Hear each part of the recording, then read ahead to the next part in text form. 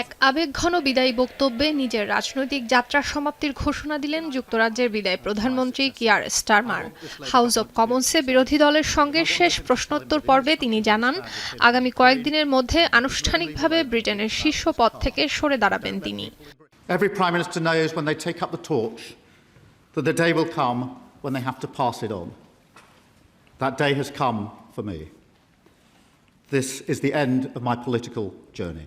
And in 2 years in government, I leave the country in better shape than I found it. I am proud of everything that we have achieved. পদত্যাগের আনুষ্ঠানিকতার শেষে আপাতত কিছুদিন লোকচক্ষুর আড়ালে সময় কাটানোর পরিকল্পনা তার।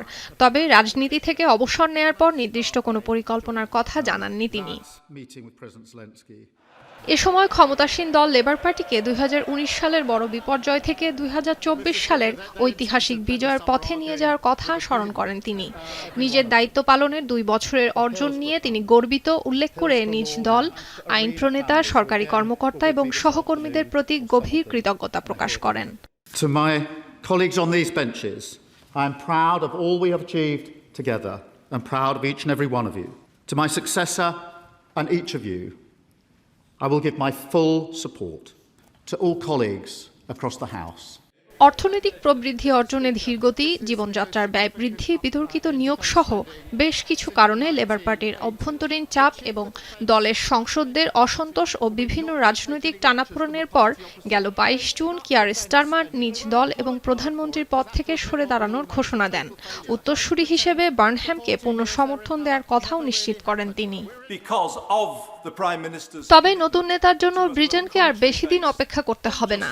ইতোমধ্যে লেবার পার্টির 403 সংসদ সদস্যের মধ্যে 322 জনের সমর্থন পেয়ে দেশটির পরবর্তী প্রধানমন্ত্রী হওয়ার পথে অনেকটাই এগিয়ে অ্যান্ডি বার্নহাম।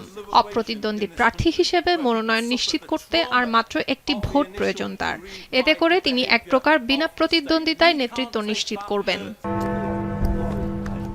16 জুলাই নির্বাচন শেষ হতেই পরদিন বার্নহ্যামকে আনুষ্ঠানিকভাবে দলের নেতা ঘোষণা করা হবে বলে ধারণা করা হচ্ছে। স্টারমার আনুষ্ঠানিকভাবে কিং চার্লসের কাছে পদত্যাগপত্র জমা দিলে রাজা নতুন লেবার নেতাকে সরকার গঠনের আমন্ত্রণ জানাবেন। এরপরই আনুষ্ঠানিকভাবে যুক্তরাজ্যের প্রধানমন্ত্রী হিসেবে দায়িত্ব নেবেন নতুন নেতা। লেবার পার্টির কয়েকজন সংসদ সদস্য জানান, আগামী 20 জুলাই অ্যান্ডি বার্নহ্যাম এই প্রক্রিয়া সম্পন্ন করবেন। সুলতানা দিনা, এখন বিশ্ব।